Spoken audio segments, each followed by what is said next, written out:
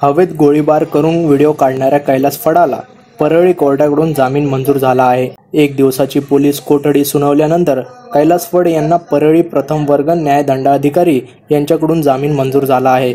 50,000 रुपयांच्या जात मुचलक्यावर जामीन मंजूर झाला आहे।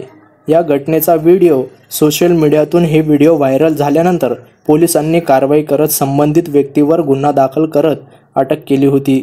राष्ट्रवादी अजित पवार गटाचे नेते आणि राज्याचे मंत्री धनंजय मुंडे यांचा कार्यकर्ता कैलास फड याने हवेत गोळीबार केल्याचा व्हिडिओ समाज माध्यमातून समोर आला होता। त्यानंतर सामाजिक कार्यकर्त्या अंजली दमानिया यांनी ट्विट करत हा व्हिडिओ शेअर करत बीडमधील गुंडागर्दी व दहशतीवरून प्रश्न उपस्थित केला होता।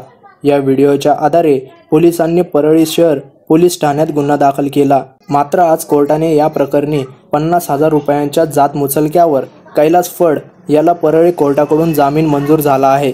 काही दिवसांपूर्वी बीड जिल्ह्यातील केज तालुक्यातील मस्साजोग गावाचे सरपंच संतोष देशमुख यांचे अपहरण करून त्यांची हत्या करण्यात आली। त्यावरून मोठ्या प्रकरणावर राजकारण तापलं आहे। त्यानंतर आता बीडमधील गुन्हेगारांवर वचक बसवण्यासाठी मुख्यमंत्री देवेंद्र फडणवीस ॲक्शन मोडमध्ये आले आहेत।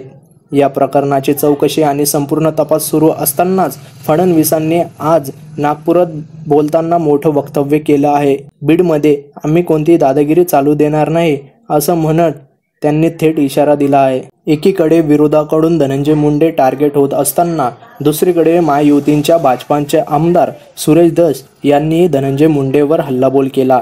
बीड जिल्हा कायदा सुव्यवस्था आहे की नाही हा प्रश्न उपस्थित त्यांनी केला। तसंच जिल्ह्यात गँग ऑफ वासेपूर सुरू असल्याचाही गंभीर आरोप धस यांनी केला। केवळ एवढंच नव्हे तर बीडच्या मागच्या पालकमंत्र्यांनी त्यांच्या मंत्रिपदासह पालकमंत्रीपद भाड्यानं दिलं होतं असं त्यांनी म्हटलं। त्यामुळं मुख्यमंत्री देवेंद्र फडणवीस किंवा अजित पवारांनी बीडचं पालकमंत्री स्वीकारायला हवे अशी मागणीही त्यांनी केली।